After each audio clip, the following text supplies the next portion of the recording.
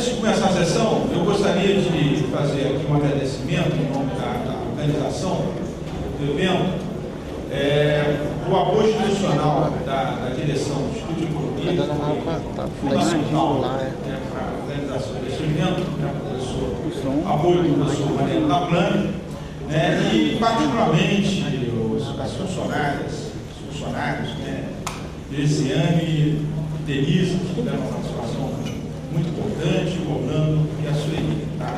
Fica aqui registrado o nosso agradecimento.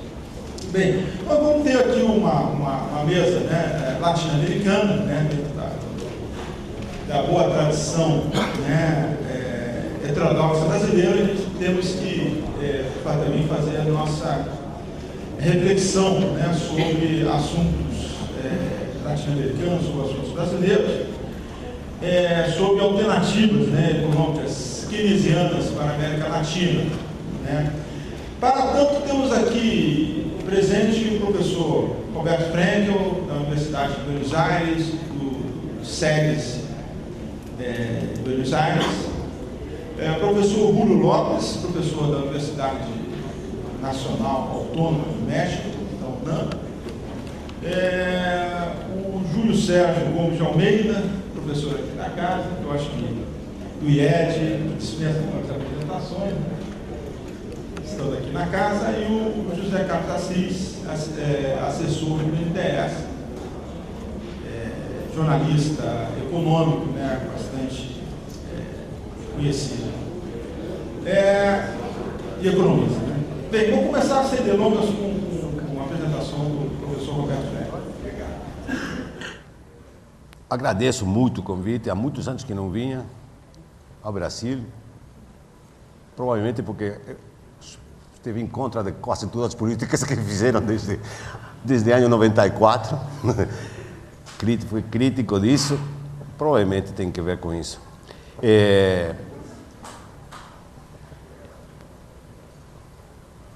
Eu vou lembrar, o Keynes dizia que nós, os economistas, temos que ser como dentistas, não? E você falou pouco disso. E que dentista não escreve teoria geral da boca. Deve ter uma, mas em geral se ocupa de que o cliente coma bem, sem dor, normalmente. E esse é um tema importante. E nós supostamente jogamos esse papel na sociedade. Só que eu vou falar de reparações e coisas que se podem fazer atualmente no contexto internacional com a boca do cliente. Agora, há tempo que eu venho escrevendo e promovendo uma política cambial de tipo de câmbio real competitivo e estável como uma das melhores contribuições que a política macroeconômica pode fazer para o crescimento e o emprego. Eu tenho escrito várias coisas sobre isso, sozinho e com colegas. Há vários anos que estamos fazendo trabalho sobre isso, e não vou falar disso em particular, da política, da instrumentação, senão ir sobre coisas que estamos pensando agora, de continuação desses temas.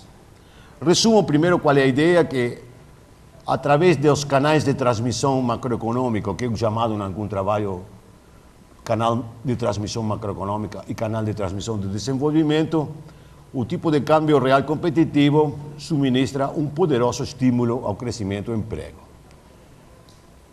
Em segundo lugar, este é menos conhecido, através de um canal que eu tenho chamado de intensidade laboral, o tipo de câmbio real competitivo estável estabelece um particular estímulo sobre o aumento de emprego, que se suma ao crescimento do emprego que resulta naturalmente do crescimento da produção.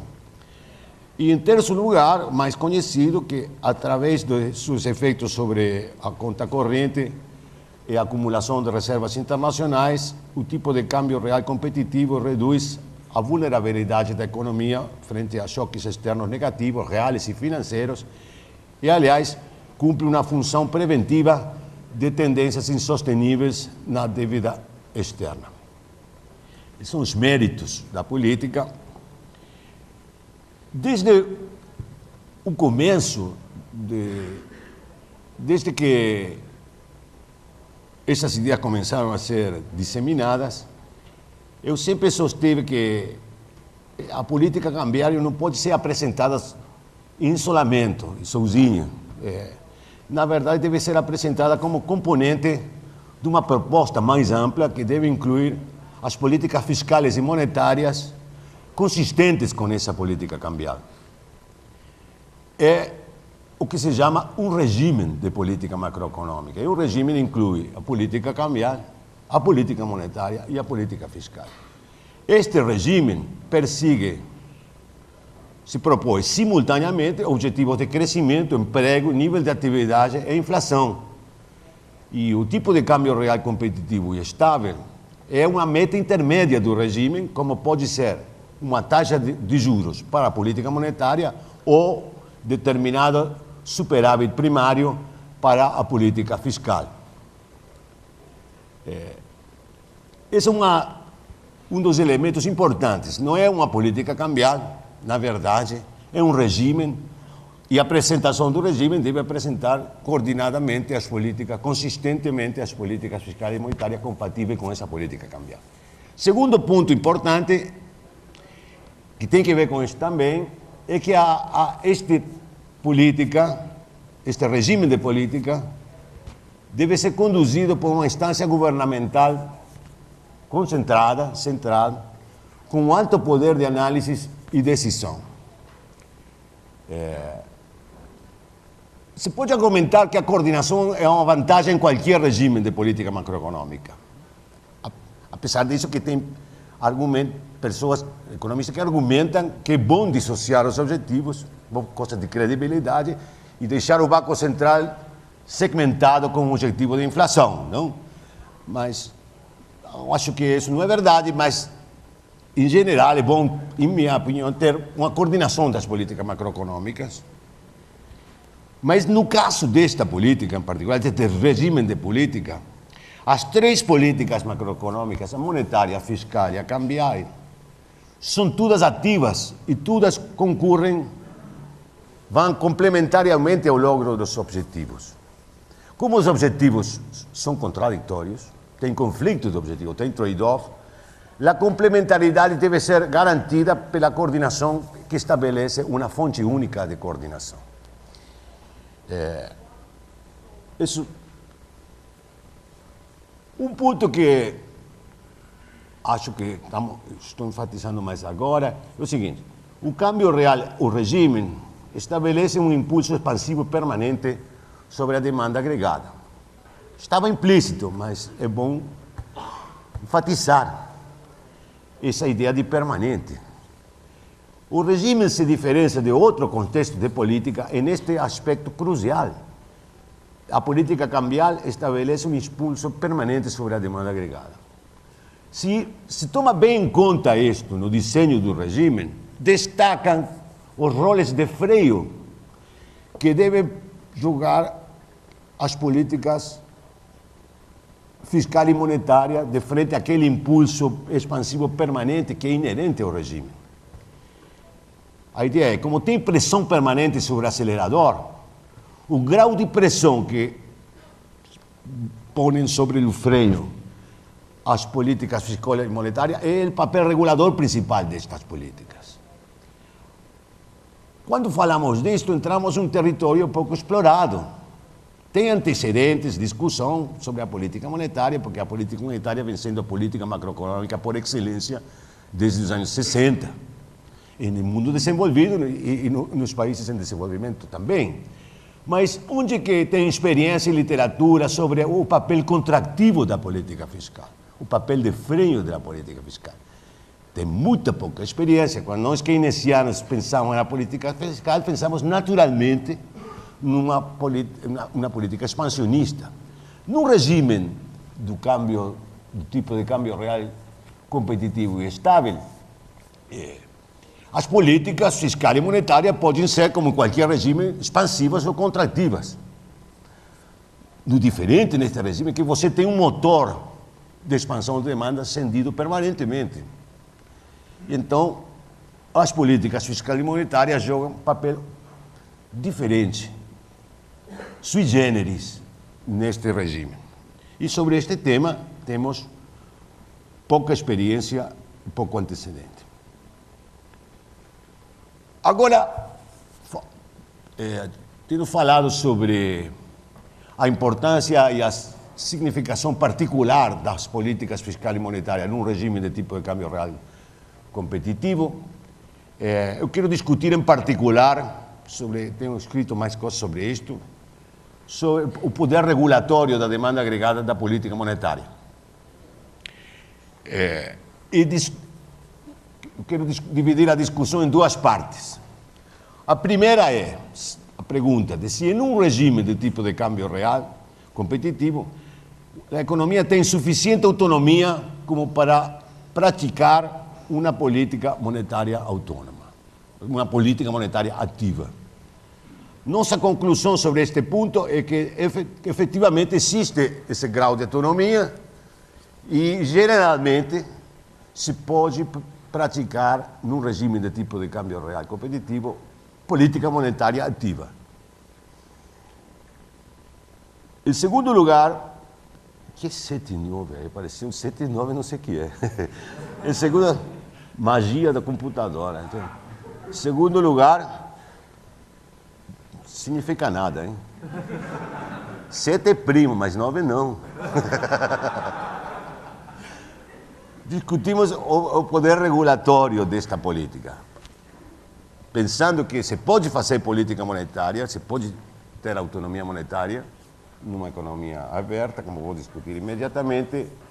Discutimos o poder regulatório da política monetária. E aí nossa conclusão ao respeito é que em um regime de tipo de câmbio real competitivo estável, a responsabilidade pelo controle da demanda agregada não pode confiar-se principalmente à política monetária, o qual deixa um lugar muito especial para a política fiscal. Isso que eu vou desenvolver agora. A autonomia monetária neste regime. A principal objeção ortodoxa à política de tipo de câmbio competitivo sostém que esta implica a perda da autonomia monetária. É o famoso trilema, que diz que numa economia aberta ao movimento de capital, o Banco Central não pode controlar simultaneamente a taxa de juros e o câmbio. Pode controlar o câmbio, então a taxa de juros vem dada e não tem política monetária. Pode controlar a taxa de juros, como se diz no Brasil, então não deve flotar o câmbio, não pode controlar o câmbio nominal e, consequentemente, o câmbio real. Está extremamente difundida esta ideia. É quase sabedoria convencional. Muitas pessoas repetem sem pensar muito no assunto. O trilema, como se chama esta ideia, que na verdade vem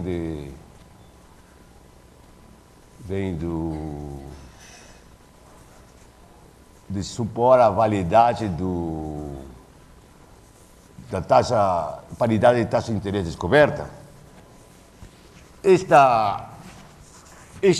O trilema, ou seja, a conclusão, é falsa em determinadas circunstâncias e, pelo tanto, é falsa como caracterização geral das economias financeiramente abertas.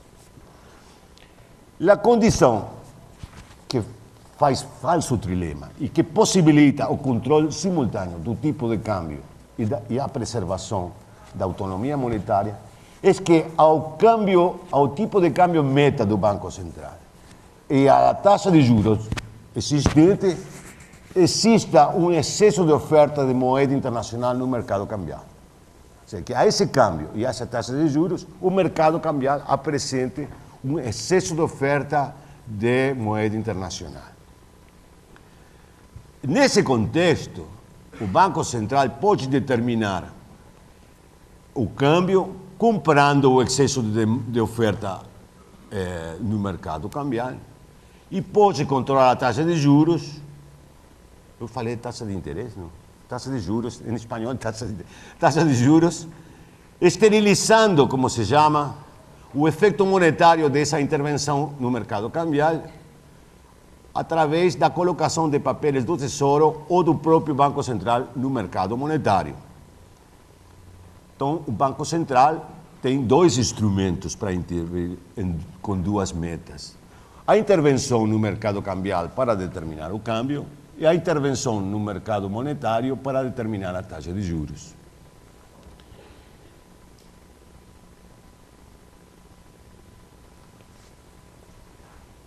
O excesso de oferta de moeda internacional com o câmbio na meta do Banco Central e com a taxa de juros na meta do Banco Central implica um excesso de demanda de ativos financeiros domésticos. É um excesso de oferta de moeda porque tem um excesso de demanda. A intervenção completamente esterilizada, a intervenção cambial completamente esterilizada, se pode imaginar como uma política que se instrumenta em dois passos. No primeiro passo, a intervenção do Banco Central no mercado cambiário gera uma expansão da base monetária. Paremos aí.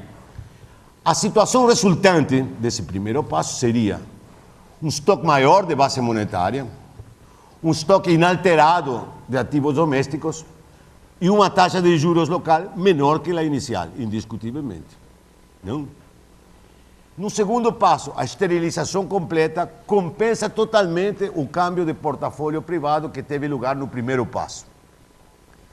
O Banco Central absorve o incremento de base monetária e coloca um montante de ativos domésticos equivalente ao excesso de demanda de ativos domésticos inicial, que é igual ao excesso de oferta de moeda internacional, repondo a taxa de juros, levando a taxa de juros a um nível prévio.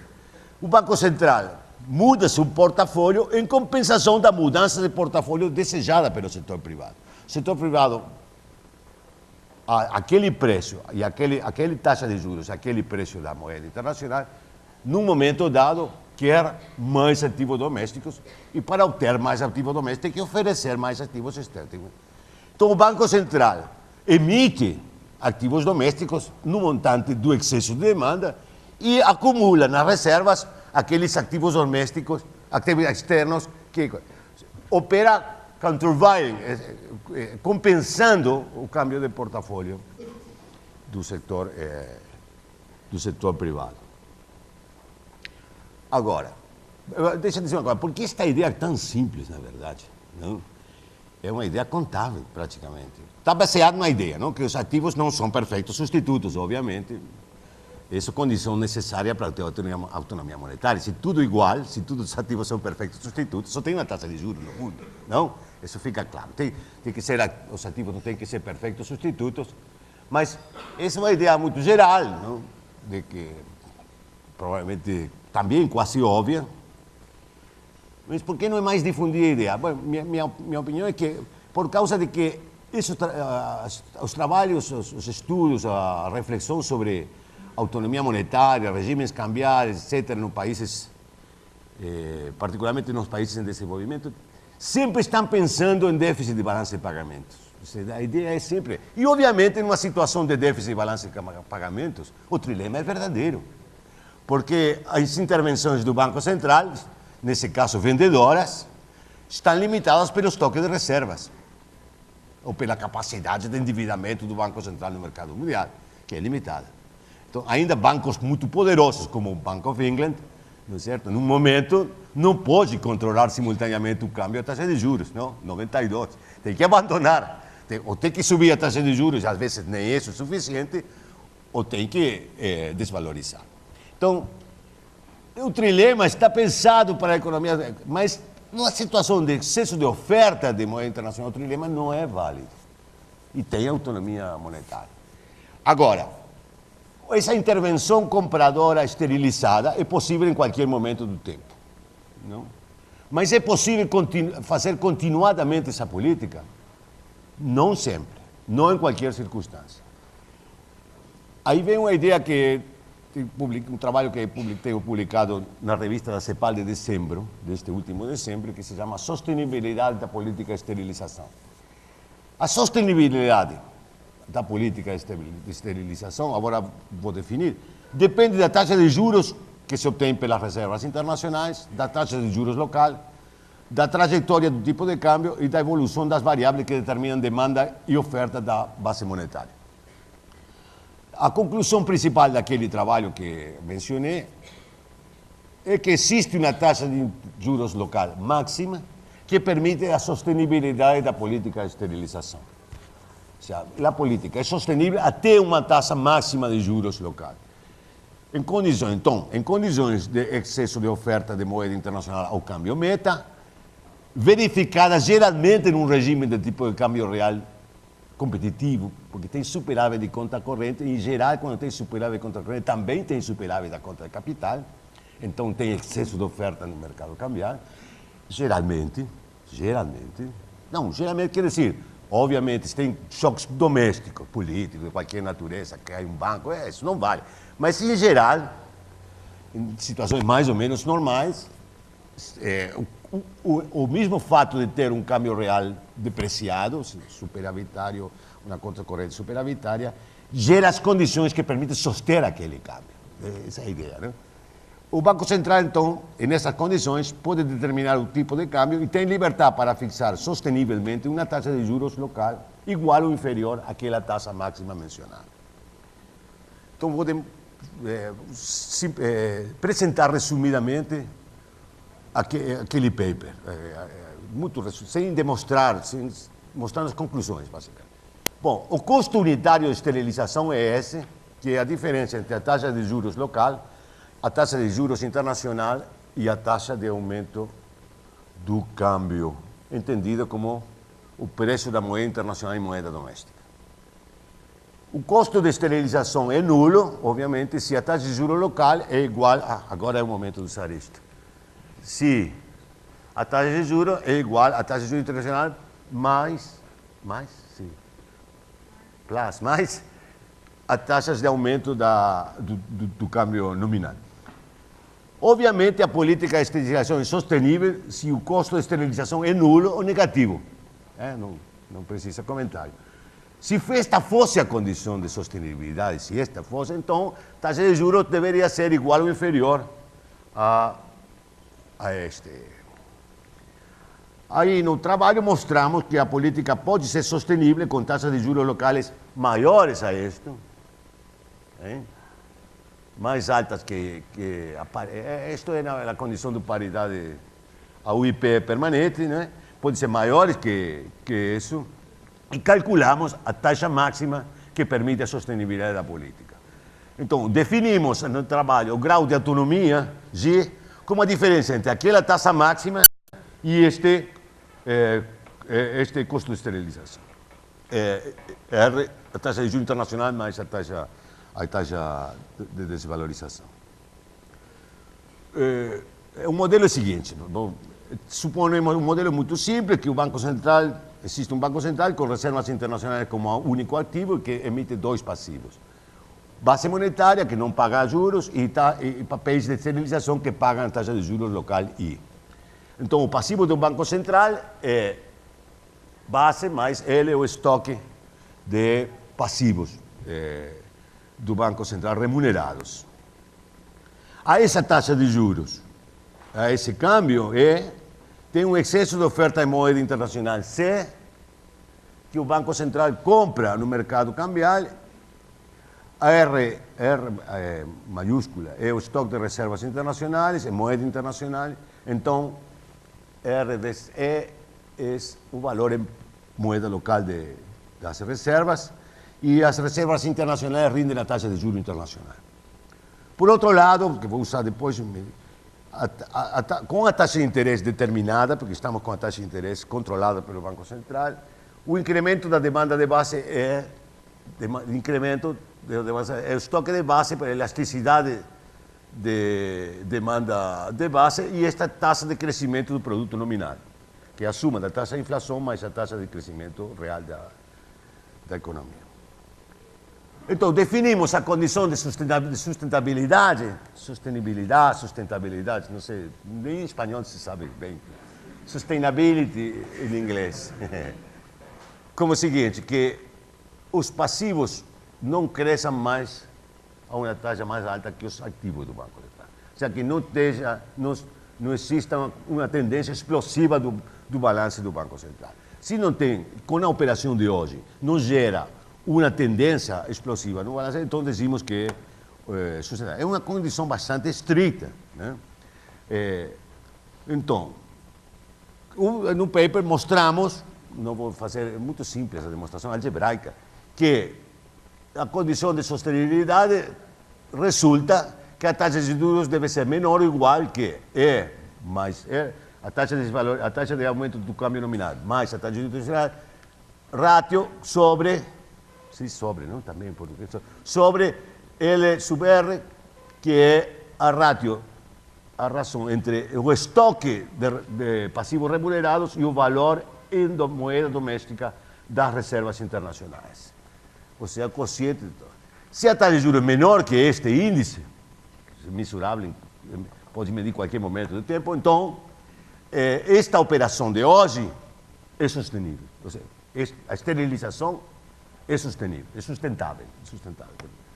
Então, a taxa de juros máxima que permite a sustentabilidade é esta, e, consequentemente, este é o grau de autonomia que pode ser medido em qualquer momento do tempo. Fica claro? Então, se basta que isto seja menor que 1, para que a taxa de juros sustentável do ponto de vista da esterilização seja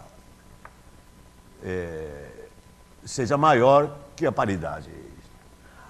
Eu fiz cálculos com dados do Brasil, aquele trabalho com exercícios numéricos. E, por exemplo, que o parâmetro da política de estabilização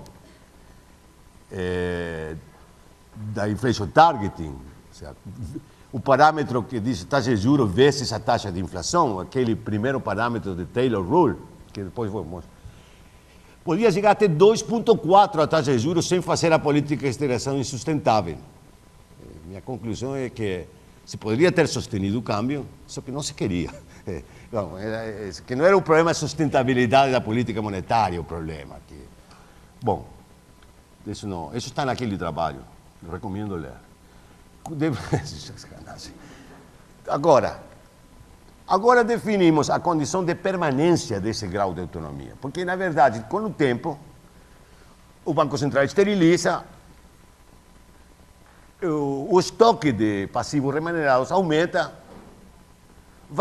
pode variar em relação ao estoque de reservas valuadas em moeda doméstica. Tem várias variáveis envolvidas aí. Então, a condição de sustentabilidade, essa IMAX, o grau de autonomia, como chamei, vai mudando em tempo. Então, a segunda pergunta do trabalho é: qual é o grau de permanência daquele grau de autonomia que se tem no momento dado? E defino também, estritamente, o grau de autonomia, ou a permanência do grau de autonomia como isto. Quer dizer que o ratio esse não aumenta. Que se tem um grau de autonomia monetária em um momento, com o passo do tempo, dizemos que este é permanente, se esse ratio não aumenta. Tá? Estrito. Que aumente não quer dizer que a política vire insustentável rapidamente. Simplesmente quer dizer que a taxa máxima vai se reduzindo e se vai perdendo gradualmente o grau de autonomia monetária. Não quer dizer. Mas, então, por isso é que dura a restrição, porque estamos pedindo que permaneça aquele grau de autonomia que se tem no momento. Bom, se deriva daí, se pode mostrar facilmente uma segunda restrição sobre a taxa de juros, que é a seguinte: para que o grau de autonomia seja permanente, a taxa de juros deve ser menor que isto, plus, é mais. Esta relação entre estoque de base e estoque de passivos remunerados por a taxa de crescimento da demanda de base, que é beta, a elasticidade, por a taxa de crescimento do produto nominal. Não? Menos, isto é, a ratio, a razão entre o fluxo de compras de moeda estrangeira do Banco Central no mercado cambial sobre as reservas. É a taxa de crescimento das reservas menos o que se obtém de juros. A taxa de crescimento das reservas é o que se compra sobre o estoque, mais os juros sobre o estoque, essa é a taxa total. Então, isto é a taxa de juros de crescimento, a taxa de crescimento da reserva menos os juros da reserva. Quase, é aproximadamente igual à taxa de crescimento das reservas. Então, esse opera negativamente. Obviamente, quando mais compra o Banco Central, mais rápido se pode perder a autonomia monetária. Quer dizer, mas também naquele trabalho fazemos cálculos com parâmetros plausíveis e dá que, em condições normais, em muitos países, tem um considerável grau de autonomia monetária permanente, com fluxos de compra similares ao que se observaram em muitos momentos nos anos recentes. Não? O trabalho está aí. Não vou dar sobre esse ponto. Ok, este é um resumo. Deixa eu dizer o seguinte. Aliás do argumento teórico, isso ilumina o papel das regulações do fluxo de capital sobre a sustentabilidade da política monetária, porque, intuitivamente, se você faz Z menor via restrições ao ingresso de capital, então tende a fortalecer a permanência do grau de autonomia. Tem que fortalecer isso. É um aspecto, pelo menos fica claro por que é favorável para a autonomia monetária. Ok. Acabei com isso. Então, estou com quanto tempo? Desculpa. Não. Então, vou... Agora, uma parte que vem agora, que não vou ter tempo de desenvolver, porque eu tenho um odeio aqui da mesa. Eu preparei uma apresentação de 45 minutos, seguindo as instruções do meu companheiro Fred. Vou mostrar. Não. Agora me sento aqui, hoje, agora, e o diretor da mesa me diz, tem 20 minutos. Surprise, surprise. Agora, vou cortar esta parte. Que é esta parte? Ele diz para ele, não posso fazer isso, vai ficar incompreensível.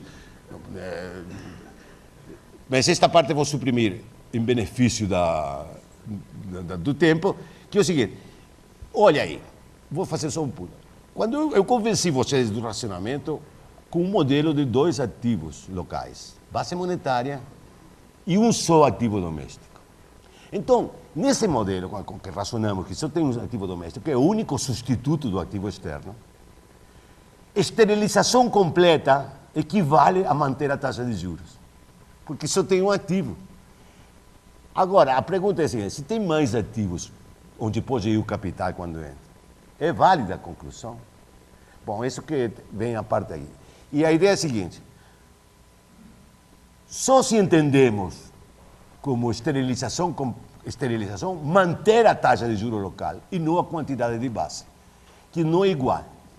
Quer dizer, a política de esterilização que nós estamos falando, no mundo mais aproximado ao mundo real, que tem muitos ativos de longo prazo, terra, imóveis, ativos reais, onde pode ir a demanda correspondente ao excesso de oferta no mercado cambial, deve ter como objetivo não manter uma quantidade de dinheiro constante, mas sim manter a taxa de juros, que é um instrumento da política monetária, não? Modernamente, quer dizer. Não?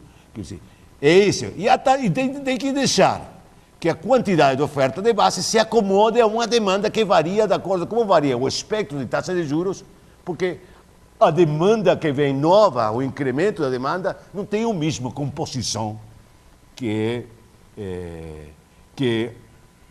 a estrutura de portfólio antes dessa entrada de capital, você entende? Mas acontece todo o tempo numa economia fechada, teoricamente, também. Não? Com o passo do tempo, a estrutura de demanda de ativos muda, motivo financeiro. E a taxa de juros, a estrutura de taxas de juros muda. O Banco Central só controla o segmento onde o Banco Central opera, em geral, curto prazo.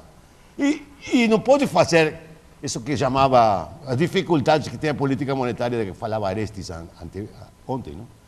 Anteontem? Ontem.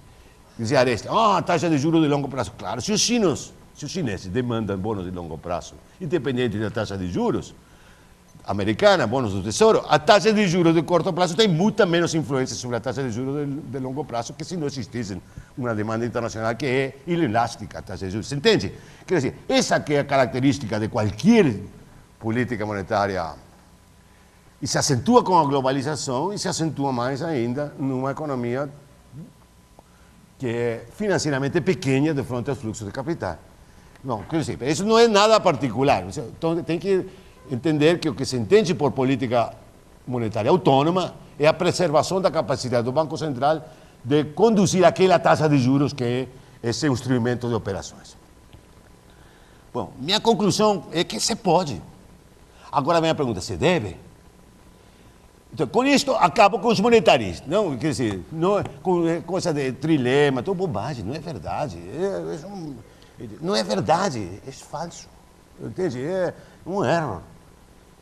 Mas todo mundo, é a coisa que todo mundo sabe. Em condições de excesso, claro, em condições como nós tínhamos, não? Aqui na América Latina. Claro, quem vai pensar em excesso de oferta no mercado cambial? Não? Nos 80, nos 70, estrangulamento externo. Eram condições de trilema, óbvio. Mas agora está diferente, né? O mundo mudou. E tem condições diferentes. Então, nestas condições, agora é possível fazer, como os chineses mostram também há tempo, não? Ok, passo isto. Ok. Isto ainda não tinha escrito, então vamos fazer, só tem essa equação. Bom, qual é o poder regulatório da política monetária num regime de tipo de câmbio real competitivo e estável? Como que falei ao começo, tem um bias inflacionário. Porque, precisamente pelas mesmas razões que um grande estímulo ao crescimento, pelas mesmas razões, tem uma pressão inflacionária particular. Tem um novo elemento aí de gerar demanda agregada, que é os efeitos complexos, muito complexos, do câmbio real sobre a dinâmica da demanda. Tem que ver com efeitos reais, de preços relativos, também tem a ver com efeitos financeiros, porque, por exemplo, num contexto de câmbio alto, em geral, tem ingressos de capital e tem também pressão de demanda que vem do lado financeiro da economia. Agora, então, qual é o poder? Nesse contexto, qual é o poder? Então, o modelo é o seguinte, é um modelo simplificado com fins basicamente pedagógicos, apresentação daquele que apresentou Arestes anteontem, o modelo do consenso. O que é o modelo do consenso? Arestes foi, acho, exageradamente duro com esse modelo, porque acho um grande progresso com respeito ao monetarismo, e deve ser visto nessa perspectiva. Passamos de metas quantitativas a um modelo keynesiano, bastard Keynesian, mas no curto é muito parecido ao que pensa a gente. Quer dizer, no longo é neutral, tudo isso, mas no curto prazo, o que faz a Reserva Federal não é muito diferente do que eu penso, por exemplo. Claro, cada keynesiano é um keynesiano diferente. A vantagem de nós keynesianos podemos ser keynesianos de muitas maneiras diferentes. Eu sou keynesiano desta maneira. Ok. Que é o seguinte. Acabou. Bom, aí está. Esta aí é esse. Tirei inércia, tirei não ajuda, tirei os elementos, as variáveis estocásticas, porque não vou fazer nenhum ponto sobre isso. Então, a taxa de crescimento da demanda agregada é igual a uma taxa, depois vou dizer que é uma taxa sombreirinho, a um tipo de câmbio real, log de tipo de câmbio real, porque são câmbios proporcionais, log de tipo de câmbio real, a 2 taxa de juro real. Aí não é a taxa, inflação futura, tira expectativas, só para simplificar o ponto. A taxa de juro real, e a 3, isto é um impulso fiscal. Impulso fiscal. A1 é positivo, a 2 é negativo, a 3 é positivo. Se a taxa de juro mais alta, freia, fiscal expande, se é positivo, etc. Não? E o câmbio tem que... Agora, se os impulsos são zero, então já acabo. Menos de 5 minutos, já termino. Obrigado. A segunda é a curva de Phillips, também muito simplificada para fins de apresentação. Então, eu tenho assim, B1, inflação passada, se parece mais a uma curva de Phillips estruturalista, que é a curva de Phillips New-Keynesian. Mas, na essência, a única ideia que tem aqui é que tem inércia, como se chama agora persistência, econometricamente, tem persistência e tem o excesso de demanda afeta a taxa de inflação. Essa é a ideia, ou seja, tem demanda afeta a taxa de inflação, não é mecânico. Então é o seguinte, B1 por inflação, taxa de inflação passada, mais B2 também positivo por a soma da taxa de juros, taxa de crescimento do câmbio nominal, mais inflação internacional. B1 e B2 são positivos e B1 mais B2 é 1. E B3 é positivo. Se Y, taxa de crescimento da demanda, é maior que Y sobre I, então a inflação acelera. Não? Essa curva de Phillips. Se I é igual a I sobre I, então P é promédio ponderado de inércia e taxa de aumento do câmbio mais inflação internacional. Então, tradables e não tradables. Tradables tem inflação passada e não tradables a inflação internacional mais a taxa de câmbio. Se, ademais, o câmbio real é estável, quer dizer que a taxa de desvalorização é igual à diferença entre a taxa de inflação local menos a internacional, então P é igual à inflação passada e estamos com aquela inflação inercial, que, ou seja, não, quer dizer, e H, que é Y sombrelinho? Y sombrelinho é a non-inflation acceleration rate of growth. Mas eu não digo que seja constante. Não vem do lado da oferta. Mas o que estou dizendo é algo mais simples. Em algum momento da economia, em todo momento da economia, tem um ponto sobre o qual, se a demanda cresce por acima dessa taxa, não uma taxa, então a inflação tende a acelerar. É constante? Não é constante, mas existe. Não se pode crescer ao 15% ao ano, não? Por quê? Deve ter algum Y sombrelinho em algum momento que não deixa. Alguma coisa falta. E quando falta, tem pressão inflacionária.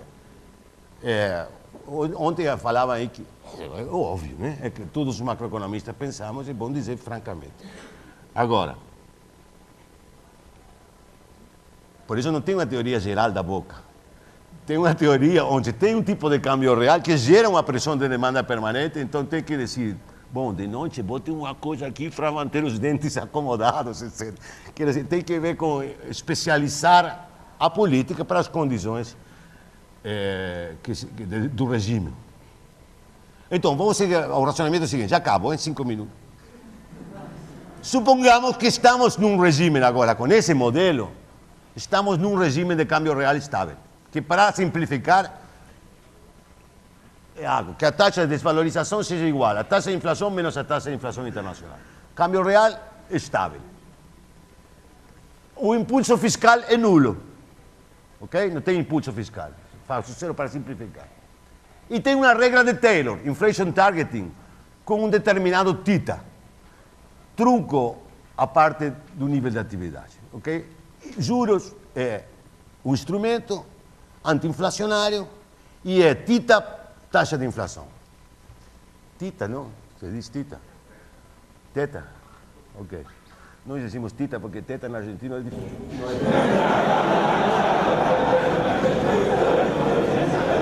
Por cortesia, por feminismo. Então, taxa de juros, a taxa de juros. Primeiro, então, qual é a condição de sustentabilidade desta política de inflation target? Qual é a condição de sustentabilidade? Para fazer essa política, tenho que estabilizar, porque estou mantendo o câmbio, né? Então, qual é a condição de sustentabilidade? Agora, vamos olhar o efeito dessa política. Para que Y seja igual a Y sombrelinho daquele momento, ou seja, que estemos sem aceleração inflacionária, isto tem, reemplaçando nas equações anteriores, reemplaçando na equação nas equações aqui, deve ser que A1, tipo de câmbio real, mais A2, taxa de juros real, deve ser igual a zero. Lembremos que impulso fiscal é nulo. Né? Então, reemplazando por a regra de política, simplesmente resulta que θ tem que ser igual, para que estemos numa situação de não aceleração, tem que ser igual a U menos o coeficiente A1 por o câmbio real sobre A2 por P. Lembremos que A2 é menor que zero. Então, isto é positivo, né? Tá? É menos acá, mas A2 é negativo, que é o vetor. Então, agora vê o seguinte, se a elasticidade A2 é pequena, pode provavelmente acontecer que este tita, que é o necessário para manter a inflação baixo controle, que não acelere, não seja sustentável. Porque isto pode ser menor que aquela condição. E a política monetária é insustentável, então. O que sabemos do A2? Não, sabemos que é muito baixo. E que sabemos que quando se faz política de inflation targeting, o Arestis mencionou isso na Inglaterra. E aqui tem um trabalho de Nelson Barbosa sobre o Brasil, e tem o trabalho de Galindo sobre México, que é o Inflation Targeters, não? E mostra que o principal mecanismo de transmissão da política de taxa de juros alta para conter a inflação é a apreciação do câmbio. É este mecanismo,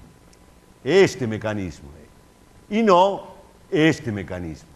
Ou seja, que a inflação cai, principalmente porque, como consequência da taxa de juros alta, cai a taxa. Se você, com a política cambiária, bloca esse mecanismo, não pode confiar muito no efeito da taxa de juros alta direto sobre demanda agregada, particularmente em economias como as nossas, mais na Argentina que o Brasil, que são com pouca intermediação financeira, pouco crédito, pouco leverage da taxa de juros sobre as decisões dos agentes. Ou seja, aliás, o Brasil tem uma parte do mercado que é taxa de juros controlada, política dos BNDES, tudo isso. E na Argentina vem da crise, então crédito sobre produto é 10%, então não pode confiar que a taxa de juros seja... Já acabou. Então, e Arestis, aliás, escreve um paper bem interessante, onde ele faz um argumento mais geral. Diz que em geral, não só não tem muitas razões, e cita bastante trabalho empírico, interessante trabalho de Arestis, não tem muito, cita bastante trabalho, que a elasticidade de demanda da taxa de juros real, em geral, em países desenvolvidos, é baixa em geral. Não? E tem mais razões para pensar que é baixa se você anula o mecanismo de apreciação cambial. Se lembram, não sei se se lembram, quando Mervyn King começou a política, quando se começou a política de inflation targeting na Inglaterra, apreciou o câmbio, logicamente. E aí reclamaram os laboristas, os parlamentares, muitos parlamentares reclamavam isso, porque estava perdendo competitividade na Inglaterra, ia perder empregos, etc. E aí o argumento dele, você não pode me pedir que eu tenha metade do efeito perdendo a outra metade. Disse, é óbvio, isso é inflation targeting, disse Mervyn King, presidente do Banco de Inglaterra. Não? Quer dizer, é algo bem conhecido. Até Volcker uma vez comentou isso. Claro, é bom, aprecia um pouco, ajuda. Nossos países é importante. Aqui eu vi cálculos feitos de que grande parte da queda da inflação para a inflação que tem agora vem da queda dos tradables, da apreciação do câmbio. Então, o efeito direto provavelmente é pequeno. Não sei se é um bom tema de tese. Vocês que buscam tema de tese, tema fantástico, né? Porque se fosse fazer um bom trabalho empírico. Conclusão, o que se pode fazer? Temos o motor encendido o tempo inteiro e o instrumento moderno não é muito utilizável. Então temos que usar política fiscal. Mas aí é complicado, porque a política fiscal é inequitativa. Na verdade, toda a política de controle de demanda é inequitativa, porque você não consegue gerir sobre o gasto dos ricos, e em geral opera sobre o gasto dos mais pobres, não? É assim, por isso não é popular também. E às vezes é politicamente muito difícil de explicar, porque na verdade bom, é óbvio o que estou dizendo, então não precisa explicar muito, não? Quero dizer, estamos aí tem um trade-off complicado entre o estímulo ao crescimento e quer dizer que os países que fazem política pro-desenvolvimentista, política cambial de tipo de câmbio real competitivo, como no caso da Argentina, e que tem aceleração da inflação, tem que inovar numa matéria onde tem poucos antecedentes e bastante conflitividade. É isso. Obrigado.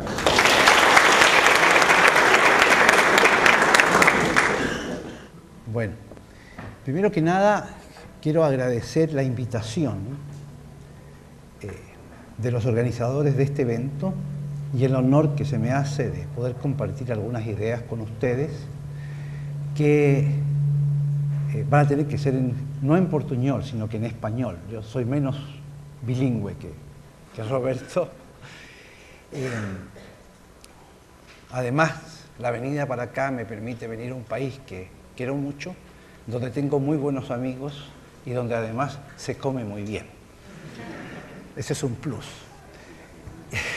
Para no decir otras cosas que Roberto me está soplando, me está diciendo, agrega, las meninas, me dice. Roberto.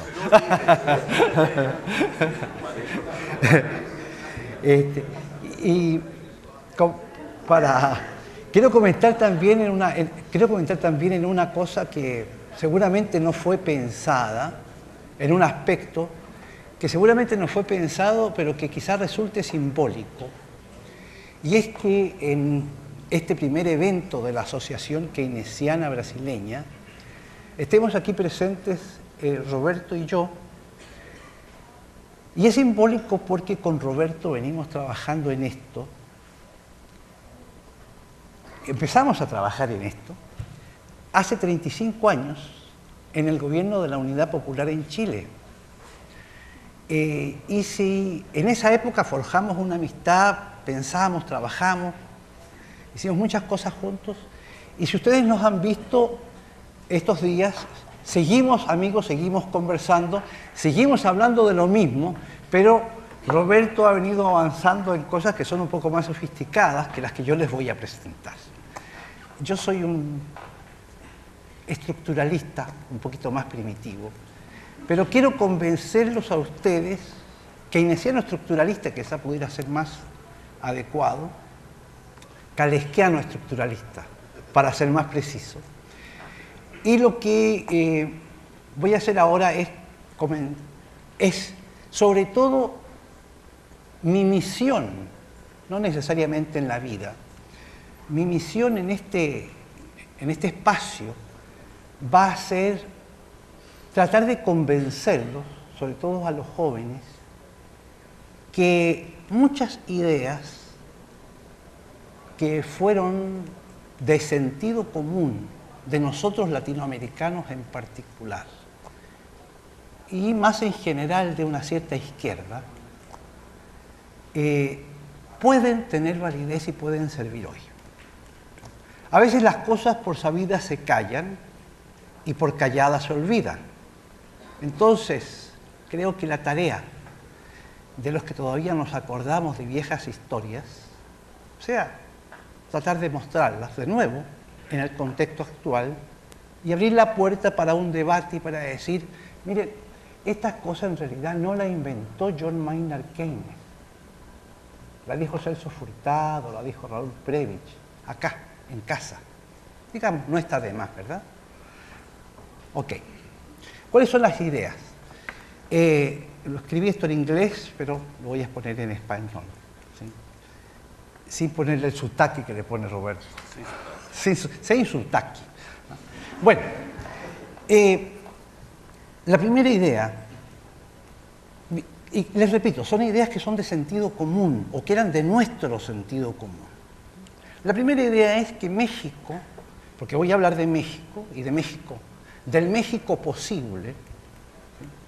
Ustedes me dirán después, o ustedes pensarán si también el Brasil posible podría acercarse, o podría esto servir para el Brasil posible.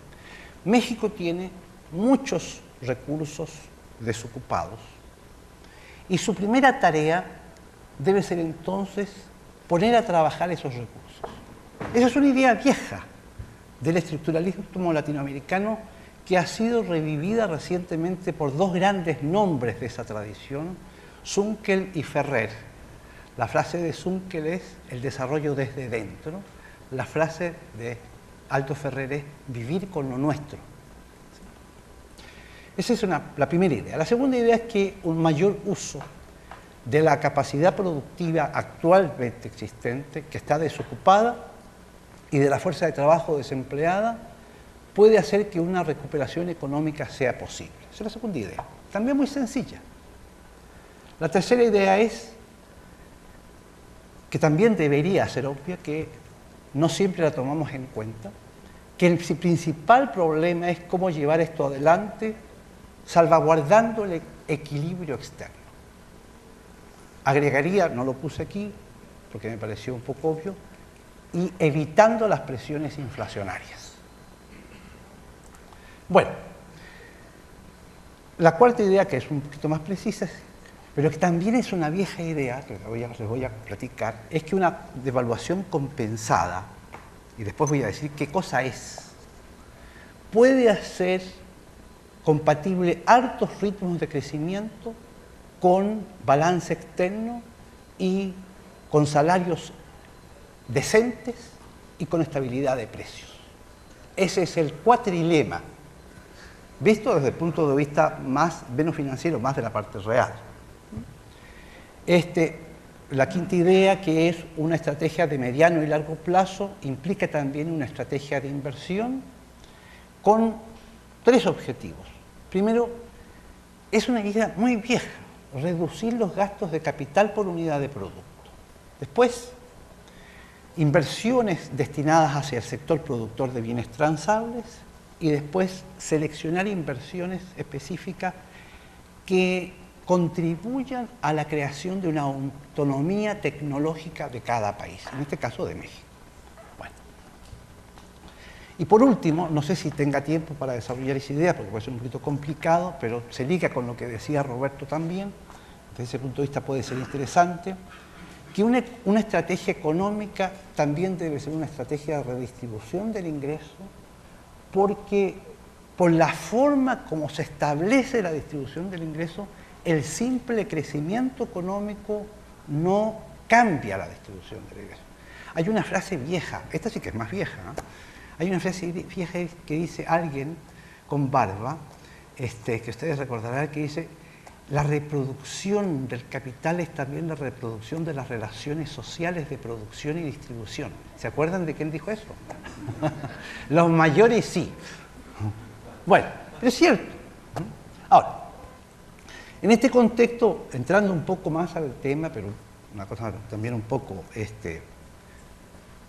trivial, ¿sí?, conocida, el llamado México, que es una economía que está estancada durante los últimos 25 años, coincidente con mi llegada, y espero no haber sido el que la provocó, México, que está estancada. México fue una economía que, como la brasileña, ¿sí?, creció a ritmos altísimos en la época del 40, 50. Y el milagro económico mexicano, llamado así, fue posible gracias a una alta dosis de intervención estatal. ¿Sí? No fue gracias a mercados libres, libre competencia. Mentira. Otra de esas mentiras horrorosas. ¿Sí? Hubo una fuerte intervención estatal en ese periodo. La estrategia económica para el futuro exige, para pensar una estrategia económica para adelante, lo primero que tenemos que hacer es mirar para atrás. ¿Qué fuimos? ¿De qué color somos? ¿De dónde venimos? Y en esto tenemos que aprender del pasado. Una lección más importante quizá que se puede extraer de todo esto es que el Estado debe recuperar un rol activo. Escribimos bastante sobre eso con Fernando Cardín, que ahí está observándome, para ver si no salgo del camino justo.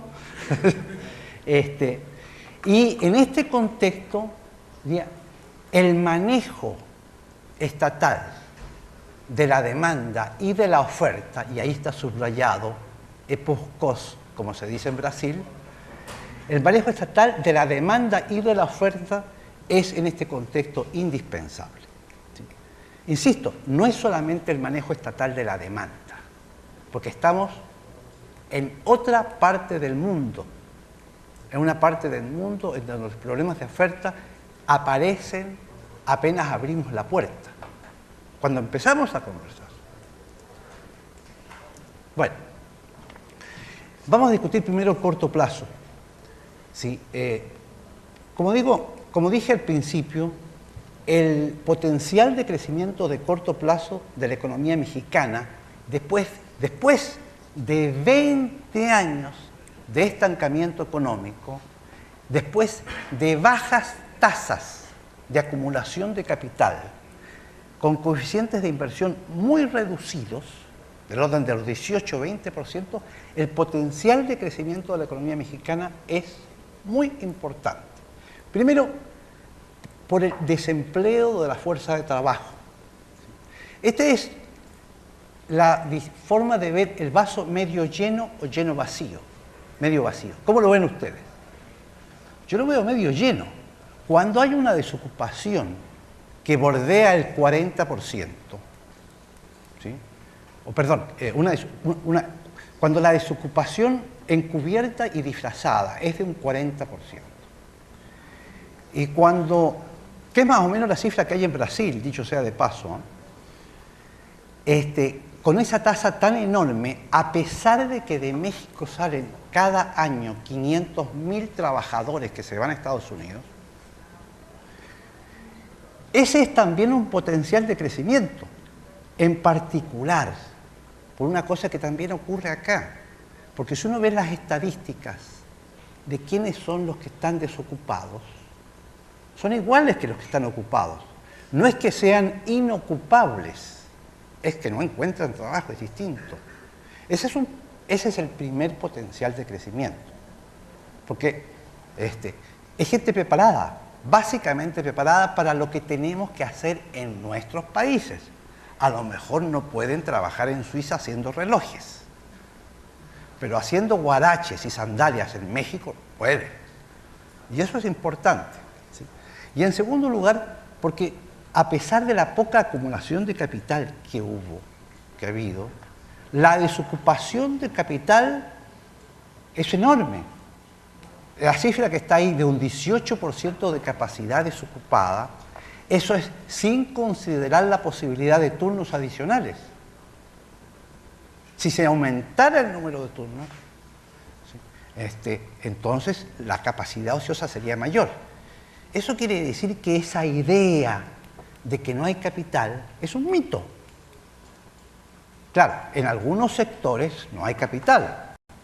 En México la petroquímica, por ejemplo, está trabajando a plena capacidad. En Argentina hay problemas con el gas, ¿no? En fin, pero de todas maneras hay un inmenso potencial ahí y ese es de nuevo el vaso medio lleno que yo veo y que me lo voy a tomar dentro de poco, ¿sí?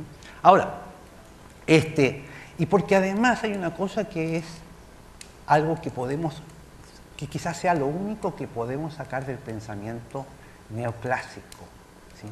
Y es el hecho de que el concepto de costo de oportunidad, ¿sí? Porque el costo de oportunidad de fabricar bienes y servicios con el equipo desocupado en general es menor que el costo de importar los bienes en cuestión.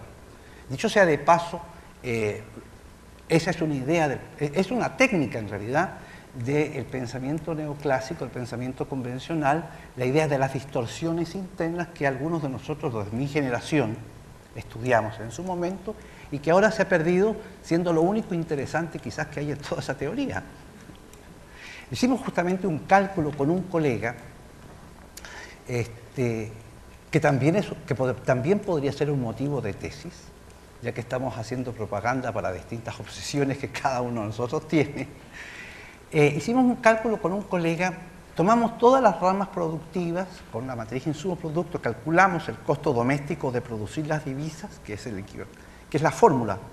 No es muy complicado cuando hay matriz insumo-producto, y encontramos que aumentando el costo de los insumos en un 50%, suponiendo, lo cual es lo más o menos razonable, que es el equipo que no está trabajando, es el equipo más obsoleto, menos productivo, que tienen costos más altos, aumentando el 50% los costos de los insumos, encontramos que de los 51 sectores manufactureros de la economía mexicana, en 49 de ellos resultaba el costo de oportunidad de producir con el equipo viejo existente, resultaba menor que el costo doméstico de la divisa. Es decir, entonces, esa idea de que el equipo obsoleto entre comillas, de que el equipo más viejo no sirve, es otra falsedad. Sí sirve. Cuando, como ocurre en las economías de nosotros, hay una reserva de fuerza de trabajo que está disponible y que en consecuencia al país no le cuesta nada ponerla a trabajar. Entonces, bueno, volviendo a la idea anterior entonces, ese es lo nuestro. Y si vivir con lo nuestro significa entonces poner a trabajar los recursos ociosos. Y en este caso el recurso de capital y la fuerza de trabajo. Bueno, ahora, esa es la solucionática en general. ¿Cuál es la solucionática en lo específico? ¿Qué hay que hacer para eso? En primer lugar, una expansión económica de corto plazo requiere en primer lugar un incremento de la demanda acompañada con una política crediticia expansionaria, pero selectiva. ¿Sí? Evidentemente que el rol de la política monetaria no es cierto que sea exclusivamente mantener la inflación baja. Ese es también un rol, pero el principal rol de la política monetaria es dar crédito para que se produzca. Lo otro debe acompañarlo como un control, ¿sí? Pero el rol es otro, el rol es fundamentalmente un rol de crédito. Ahora, el segundo requerimiento, igualmente importante, es que esto sea acompañado con esfuerzos para hacer que la producción doméstica sea competitiva. Porque si no, el modelo truena. Si yo hago una expansión económica, si yo pienso hacer una expansión económica como la pensaron en su momento, como se hizo en Inglaterra después de la guerra, ¿sí? Una política que está básicamente centrada en la expansión de la demanda, explota. Esto en América Latina explota, y tan explota que Roberto y yo tuvimos que salir de Chile en su determinado momento, ¿sí? Explota por eso, porque hay un limitante externo, que, dicho sea de paso, en aquella experiencia, digamos, nos dimos cuenta a posteriori, cuando ya era demasiado tarde. Debíamos haberlo sabido, estábamos muy jóvenes. Teníamos 15, 16 años, Roberto. 14, 9. Bueno, ahora, y el problema de la competitividad, que es una obsesión que no por casualidad compartimos aquí en esta mesa Roberto y yo. El problema de la competitividad. ¿Cómo elevar la competitividad? En el corto plazo no hay otra forma de elevar la competitividad que un tipo de cambio más alto. Aquí voy a entrar un poco en el detalle de corto plazo de esto, porque Roberto lo vio desde una perspectiva, pero yo creo que hay que complementarlo un poco. Un tipo de cambio competitivo logrado con una devaluación de la moneda es problemático. Es muy problemático. ¿Sí? Y los problemas los conocemos porque los hemos vivido. Primero, si da un choque al tipo de cambio, le da un choque o a la inflación o un choque negativo a los salarios. ¿Sí? Ambos son malos, y una propuesta de naturaleza progresista no puede basarse exclusivamente en eso. ¿Sí? Porque si le da un choque, si no castigas los salarios, entonces tienes una inflación que tiende a explotar. Si castigas los salarios, eso no solamente es socialmente muy injusto, sobre todo en el caso mexicano, donde los salarios reales han caído en los últimos 20 años 30%. Pero además de eso, un choque a los salarios le provoca un choque negativo a la demanda. Y el choque negativo a la demanda puede ser más fuerte que el choque expansivo sobre las exportaciones netas. Y si el choque expansivo sobre la demanda interna excede, si el choque contractivo sobre la demanda interna excede el choque expansivo sobre la demanda externa neta, entonces la demanda agregada cae Y eso provoca una tendencia a una caída de la demanda agregada. Ahora, ¿cómo hacerlo entonces en esas circunstancias? Bueno, aquí una idea vieja latinoamericana que ha estado en los márgenes de la literatura durante mucho tiempo, que es la idea de la devaluación compensada, ¿sí? La idea de la devaluación compensada, yo no sé si alguno de ustedes la ha oído, porque es idea que ha estado mucho tiempo en los intersticios del pensamiento estructuralista, pero forma parte de este. La idea original fue formulada en los años, fines de los 50 y por los 60, por dos economistas, Diamant, un argentino, y Szydlowski, con apellido argentino pero peruano.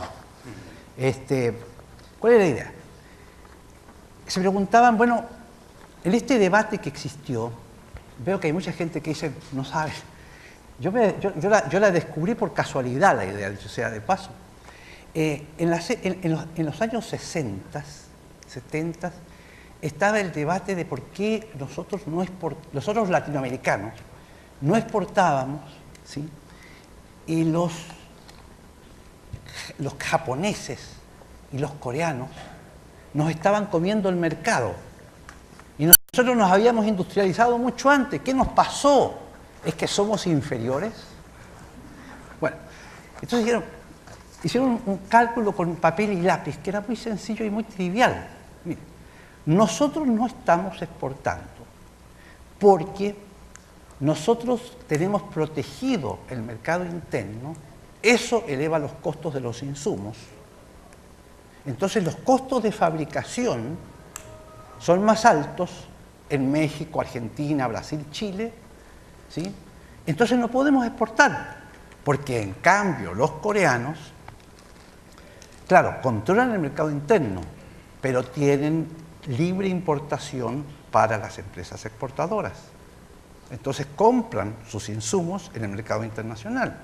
Entonces me pusieron una idea que era muy ingeniosa, pero muy sencilla también, ¿no? Entonces de ahí los latinoamericanos no somos inferiores, pero estamos haciendo una política inferior. La política inferior era que estábamos castigando estábamos protegiendo las importaciones, pero estábamos castigando las exportaciones por los altos costos. Y la receta era muy sencilla, tampoco se había visto. La receta de ellos en aquella época: depreciemos el tipo de cambio y reduzcamos los impuestos a las importaciones. Esa era la idea original de la devaluación compensada. Y simultáneamente, cuando tú haces eso, tú vas a darle un aumento de ganancias a los sectores productores que ya eran competitivos antes, ¿sí? Y entonces le quitamos a esto el extra que van a ganar por la devaluación. ¿Qué es lo que está tratándose de hacer ahora en Argentina? Bueno, esa era la idea. Ahora, esa idea no podemos aplicarla de la misma manera en este contexto, porque ahora ya la tasa de importación es de 5%, 7%, 10% en México, 12%. ¿Qué posibilidades hay? ¿Sí? Una posibilidad, y voy a decir aquí una serie de posibilidades: subsidiar a la producción doméstica, asegurando, controlando que los precios se reduzcan. Porque si eso no ocurre, si se subsidia la producción doméstica y los precios no se reducen, los márgenes crecen, las ganancias crecen excesivamente. Ok, y además no ganamos mercado. ¿Sí? Segundo, una depreciación de la moneda compensada con una reducción del IVA, del impuesto al valor agregado, o bien con subsidios a los grupos de bajos ingresos, o a los trabajadores directamente. ¿Sí? Una tercera alternativa: tipo de cambio dual, distintos tipos de cambio. Otras alternativas hay. Estoy señalando las que se me ocurrieron en algún momento y que he conversado con algunos amigos y colegas. Digo, si nos ponemos a pensar, vamos a encontrarla, y es más, la vamos a encontrar en la experiencia latinoamericana, porque muchas de estas cosas se hicieron, ¿sí? Tan se hicieron que, como una ilustración, tan se hicieron estas cosas que en 1934 se formuló el primer plan keynesiano de América Latina en Argentina, que lo hizo Prebisch y que nunca se implementó. O sea, hay mucha experiencia acá. Debemos buscar en esa experiencia, debemos buscar en la experiencia de los otros y teniendo en cuenta estos puntos básicos, que son los que yo destaqué. Hay que mejorar la competitividad, hay que defender los salarios reales hasta donde sea posible y todo lo que se pueda, ¿sí? Y hay que evitar que se genere una espiral precio-salario, ¿sí? De las cosas, muchas que hemos aprendido, los que venimos trabajando en esto, es que la inflación, como hubiera dicho en su momento el camarada Mao Zedong, que la mayoría de ustedes no conocen, los jóvenes no conocen, ¿sí? Como hubiera dicho el camarada Mao Zedong, la inflación es cosa mala y no cosa buena. Bueno, vamos ahora al largo plazo. Pensemos un poco en largo plazo. Ya. O sea, supongamos que tuvimos éxito. Supongamos que tuvimos éxito. El corto plazo reanimamos la economía con medidas de esta naturaleza, ¿sí? Medidas que, insisto, que van de la mano en la reactivación en el contexto de balanza comercial equilibrada, en el contexto de inflación muy baja. Para adelante, más para adelante. ¿Qué? De nuevo voy a volver al pasado distante. Podemos usar dos fórmulas. Nos van a servir dos fórmulas que son muy triviales, también muy sencillas, ilustrativas nada más, ¿sí?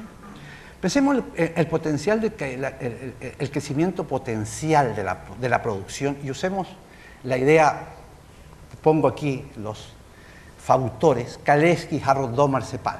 La idea de que la tasa de RK,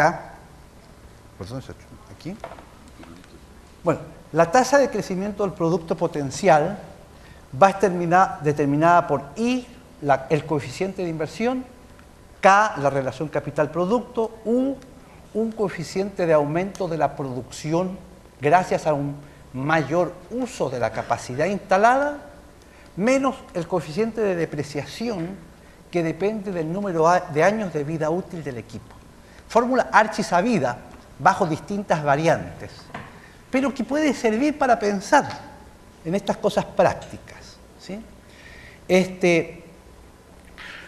Porque, fíjense ustedes, evidentemente que el chiste, lo que hace la política económica es inducir a que en una economía mixta, ¿sí? Se hagan las cosas como se deben hacer desde el punto de vista de la conveniencia nacional. O sea, a los empresarios no los vas a ahorcar para que hagan las cosas, tienes que darles señales. ¿Pero señales para qué? Primero, para que se usen, ¿sí? Voy a resolver eso después. Y la otra fórmula que voy a usar es lo que se llama, en estas cosas curiosas, lo que se llama la ley de Thirlwall, que está escrita textual en un texto de Raúl Prebisch de 1951. La ley de Thirlwall en realidad es la ley de Prebisch, Thirlwall, López, Frenkel, et al. ¿Sí? Que dice que la tasa de crecimiento del producto compatible con el equilibrio externo, cuando no hay entradas de capitales y cuando no hay una depreciación persistente de la moneda nacional, es igual a la tasa de crecimiento de las exportaciones dividida por la elasticidad de ingreso de las importaciones. Escrito 1951. Ok. ¿Qué podemos sacar? Primero, el enfoque de los pioneros del pensamiento del desarrollo económico, ¿sí? Mandelbaum y más cerca de nosotros Prebisch, Furtado. Primera receta, ¿sí? La más plena y eficiente utilización del equipo de capital con que se cuenta. Esto, ¿sí? No basta con ampliar la demanda, sino que requiere también una política de inversiones focalizadas a superar estrangulamientos. Vieja idea, ¿sí? Estoy mostrándoles a ustedes el hilo negro, ¿sí? Segunda cosa, inversiones necesarias para alargar el periodo de vida útil del equipo productivo. ¿Qué quiere decir esto? Quiere decir que normalmente el equipo productivo se desecha por lo que se llama obsolescencia. Pero la obsolescencia, ¿sí?, es una cosa que es de precio, que está determinada por los precios. Entonces, si tú cambias los precios relativos, tú haces que el equipo te dure más, que te produzca. Y después, inversiones con una relación capital-producto baja, o sea, con alta intensidad de trabajo. Ahora, uno podría preguntarse, ¿estamos viviendo en la época en que estos señores escribieron esto? ¿Estamos viviendo en la época en que Julio López estudiaba estas cosas? No, pero entonces preguntamos, ¿pero esto sirve todavía o no? ¿Qué hay de malo en esto? ¿Debemos optar por una estrategia de modernización a toda máquina? Una estrategia de modernización a toda máquina es una estrategia cara, porque significa elevar mucho el coeficiente de inversiones, ¿sí? Significa reducir los años productivos del equipo de capital, ¿sí? Significa hacer inversiones muy capital intensivas y muy poco intensivas en trabajo. Pero nosotros no tenemos problemas, o sea, no tenemos unas circunstancias que nos obliguen a tener alta productividad del trabajo. Si se hace un tipo de inversiones como el que señalaron estos pioneros, ¿sí?, entonces, ¿qué es lo que va a pasar? Vas a tener un ritmo de crecimiento alto, y después voy a volver sobre cuán alto puede ser, ¿sí? No para dar números, sino que para retomar una idea que adelantó Roberto en otro contexto, un ritmo de crecimiento alto compatible con un ritmo de crecimiento bajo de B, que sería la productividad. A es la productividad, R es el ritmo de crecimiento del producto, A es el ritmo de crecimiento de la productividad del trabajo y B el ritmo de crecimiento del empleo. Si se hace una estrategia que podemos llamar barata, entonces el ritmo de crecimiento de la productividad del trabajo va a ser bajo. Pero eso quiere decir que para un ritmo de crecimiento del producto dado, voy a tener un ritmo de crecimiento del empleo muy alto. Y en consecuencia, voy a absorber rápidamente o más rápidamente mi tasa de desocupación, que es un problema social y es un potencial económico muy importante.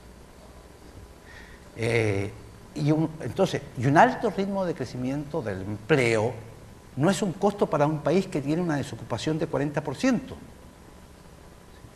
La alta demanda de empleo, como hubiera dicho de nuevo el camarada Mao Zedong, es cosa buena y no cosa mala. Entonces, esto tiene validez. Ahora, esta estrategia, digamos, evidentemente que implica reducir el ritmo de crecimiento de la productividad del trabajo y parar un poco la modernización. Déjenme leer una frase de mi maestro al respecto. En un artículo muy poco conocido que escribió referido a la economía israelita. Dice, la inversión en ramas de la industria en donde existe capacidad ociosa, aunque este proceso podría involucrar con una modernización considerable, es un lujo que la economía no puede permitirse en el presente. En Israel, en el caso, ¿sí?, no hay escasez de mano de obra por el momento y por tanto este tipo de modernización que buscaría ahorrar trabajo no tiene mucho sentido. Puede argumentarse que la modernización es necesaria para reducir los costos y aumentar las exportaciones. Sin embargo, desde el punto de vista de ahorrar divisas, que son el principal factor escaso en la economía de Israel, es mucho más razonable pagar subsidios a la exportación, por más que esta forma de subsidiar métodos obsoletos de producción pueda parecer poco natural.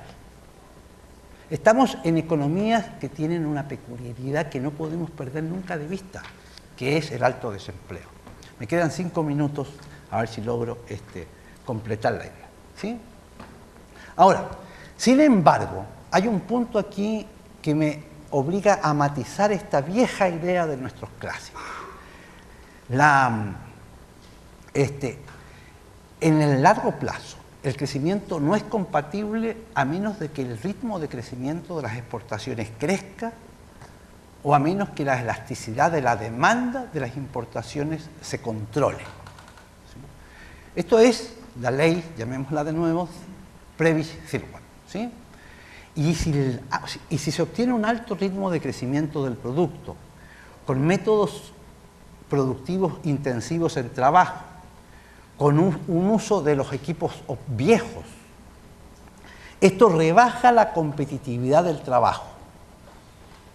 Perdón, rebaja la productividad del trabajo y nos resta competitividad y no se puede sostener mucho tiempo, porque una política de subsidios permanentes no puede durar mucho.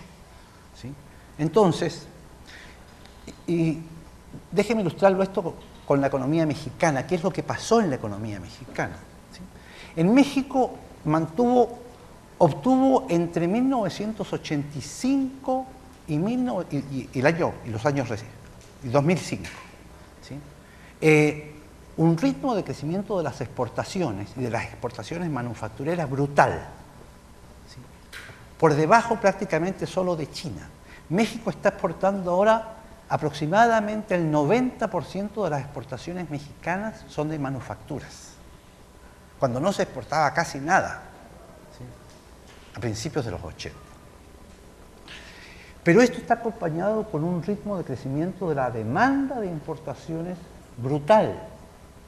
El coeficiente, y como la mayor parte de las importaciones son importaciones de insumos, ¿sí? Eso genera un problema, porque no hay importaciones suntuarias, ¿sí?, que comprimir.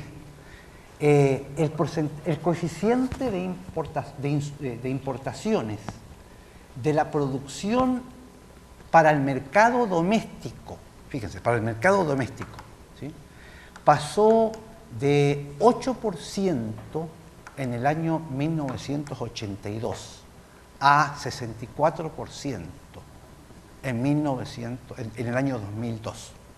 ¿Se da cuenta? O sea, hay un aumento de la demanda de importaciones brutal que frena, ¿sí? Y eso es lo que explica que entre 1980 y 1997 ocurriera un fenómeno muy curioso, ¿sí?, muy curioso y muy perverso en cierto sentido. El peso de México en las exportaciones manufactureras mundiales creció en ese periodo 2 puntos porcentuales.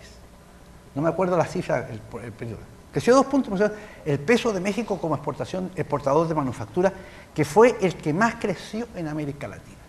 ¿Sí? Exportaciones manufactureras que además son exportaciones, entre comillas, sofisticadas. ¿Sí?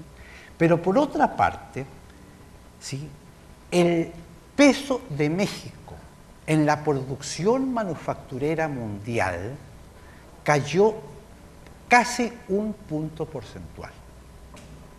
En contraste, si comparamos con China, que fue otro dinámico exportador manufacturero, el porcentaje de China en las exportaciones manufactureras mundiales creció 2.7 puntos porcentuales en el periodo, y su peso en la producción manufacturera mundial creció 2.5 puntos porcentuales. ¿Por qué?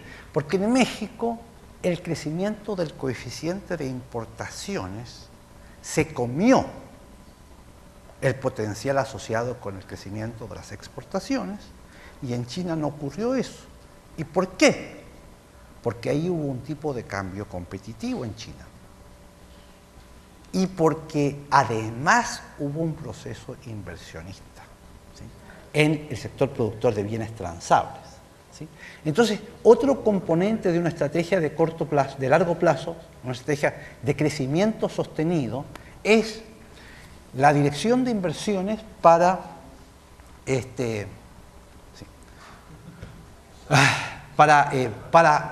abrir nuevas líneas de exportación y para y para sustitución de importaciones. La sustitución de importaciones es una palabra fea. ¿Qué es eso? Como el camarada Mao diría, sustituir importaciones es cosa boa. ¿Sí? Ahora, y aquí me toco de nuevo con un punto que levantó Roberto. ¿Sí? Y aquí también la política de tipo de cambio competitivo es fundamental también en el largo plazo. ¿Por qué? Porque evidentemente uno está tentado a pensar que por la política que el tipo de cambio alto es por una sola vez. O sea, yo devalúo, gano mercados. Pero ya no voy a volver a devaluar porque no puedo volver a devaluar. Porque si yo quiero devaluar todas las semanas, la espiral inflacionaria nos vuelve locos. ¿Sí? No se puede devaluar. O sea, la política de tipo de cambio el tipo de cambio es un precio clave. Los precios claves no pueden cambiar todos los días. Porque si se cambian frecuentemente, los agentes anticipan. Entonces, ¿y por qué digo que la política de tipo de cambio es también importante para el largo plazo? Porque un tipo de cambio competitivo lo que hace es cambiar el perfil de las inversiones. ¿Sí? En dos sentidos. Cambia la estructura de la inversión hacia el sector exportador y por otra parte cambia el tipo técnico de las inversiones en favor de inversiones intensivas en trabajo. Y de cualquier forma, la canalización de inversiones a los sectores exportadores y sustituidores de importaciones genera capacidades productivas adicionales. Ahí aumenta el potencial productivo, aumenta las capacidades de oferta y la productividad en el largo plazo. Si ustedes miran las estadísticas de tipo de cambio de los grandes exportadores, ¿sí?, se van a dar cuenta de que China, Corea, los países del sudeste asiático, mantienen un tipo de cambio fijo, no devalúan todos los días. ¿Cómo ganan mercados? Ganan mercados porque invierten en esos sectores. Bueno, termino entonces con una cosa aquí. Para mantener un tipo de cambio competitivo, ¿cómo se mantiene en el tiempo un tipo de cambio competitivo? Primero, hay que evitar a toda costa la inflación de costos y de demanda. Entonces, si esto es cierto, no se puede llevar muy lejos, no se puede llevar, Roberto se pone contento, no se puede llevar muy lejos la tasa de crecimiento del producto. No se puede llevar muy lejos. Vamos a establecer una ley que vamos a llamar la ley Frenkel-López. En una economía democrática, ¿sí?, no se puede crecer a un ritmo demasiado alto durante mucho tiempo. ¿Sí? ¿Cuánto será, Roberto? ¿6%? No podría decirlo. No por el precio que pagar. Porque cuando hay un crecimiento demasiado rápido, surgen presiones de demanda y surgen presiones de oferta. ¿Sí? Y entonces eso exige controles.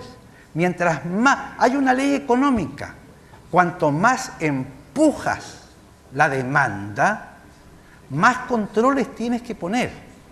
Y si tú no tienes capacidad, que no la tienes bajo un régimen democrático, para frenar los salarios y frenar los precios, entonces va a explotar, por algún lado explota. Esa es quizá esa es una experiencia que nosotros creo que sacamos de Chile muy clara, ¿sí? De todas maneras, el ritmo más alto posible, ¿sí?, no puede ser demasiado alto durante demasiado tiempo. O sea, por lo menos la conclusión a la que yo he llegado. Y con lo cual, de todas maneras, incluso con un ritmo, digamos, de 5 o 6%, una economía, ¿sí?, una economía que quiera crecer sostenidamente tiene que institucionalizar un pacto social, una política de ingresos, como se llamaron, ¿sí?, y tiene que tener algún tipo de mecanismo de control de capitales. Si no, como ustedes dicen, no da. Y con lo cual termino. Muchas gracias.